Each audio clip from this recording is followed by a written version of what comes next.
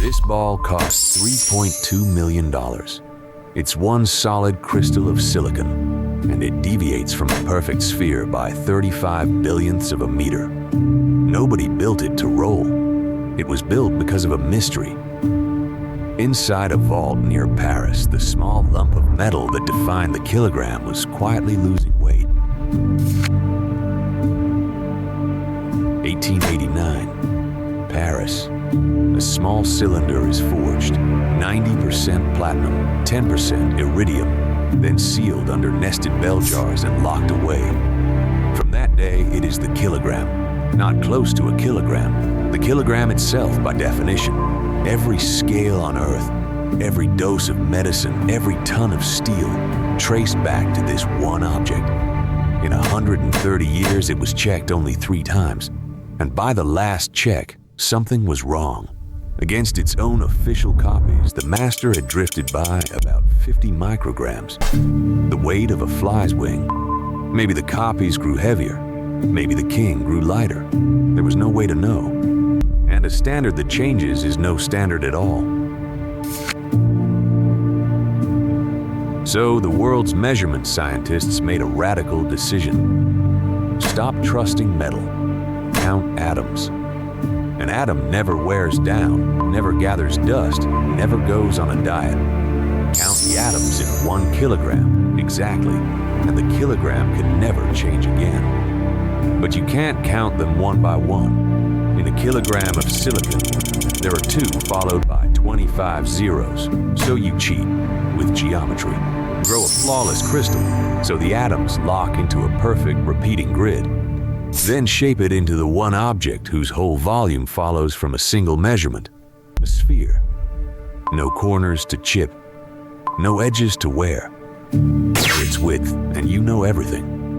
And you make it from silicon, because the chip industry had already spent half a century learning to grow flawless crystals of it, purer than almost anything else we make. Making one took a relay across the planet.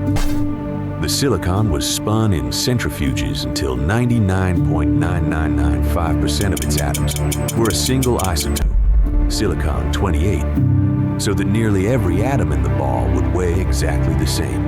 In Berlin, it was grown into a flawless single crystal. And in Sydney, the crystal met a pair of hands. Achim Leisner, a master optician called out of retirement, finished these spheres the old way.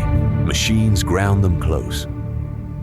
The last nanometers came off by hand, Leisner reading the surface with his fingertips, hunting irregularities machines could barely measure. His team called it atomic feeling. The result, a sphere the size of an orange, 93.6 millimeters across, out of round by just 35 nanometers. The finest ball bearings money can buy miss by more than twice that. And scaled up to the size of the Earth, its tallest mountain would rise 2.4 meters. Then came the counting. Optical interferometers measured the sphere's diameter again and again, from every direction until its volume was pinned to about 2 parts in 100 million. X-rays mapped the crystal grid inside, exactly how much room each atom occupies. Divide the ball by the atom, and you have counted a kilogram, checked against a completely different machine, a balance that weighs with electricity.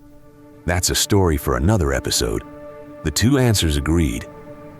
So on November 16th, 2018 in Versailles, the nations of the world voted, unanimously. On May 20th, 2019, the metal in the vault was retired. After 130 years, a kilogram stopped being a thing you could touch and became a number that cannot drift. Now for the twist. This ball, the ball that redefined the kilogram, is one of the roundest objects humans have ever made. It is not the roundest. In the Guinness Records, that crown belongs to a smaller sphere of fused quartz, off from perfection by no more than 40 atoms of thickness. Its name is Gyro 4, and it was never meant to hold still. It was built to spin. one of 4 gyroscopes flown in orbit aboard Gravity Probe B to test whether the Earth, as it turns, drags space and time around with it. Einstein said it would. The spheres said he was right. Remember the clocks that proved your head ages faster than your feet? Same Einstein. Different perfect object. And nature still wins. The sun is the roundest natural object ever measured, 99.9992% perfect, and our orange-sized ball beats it. But on a neutron star, gravity crushes the tallest mountain to a fraction of a millimeter, rounder than the quartz, rounder than anything we've built. We spent a century chasing a rounder ball, and the roundest things we ever made were never made to roll. One spins in space, feeling the planet twist the universe around it. The other holds perfectly still, holding up every scale on Earth. The perfect sphere turned mass itself into a number. Next time on The Perfect Objects, the war against every atom that doesn't belong. How pure can matter get?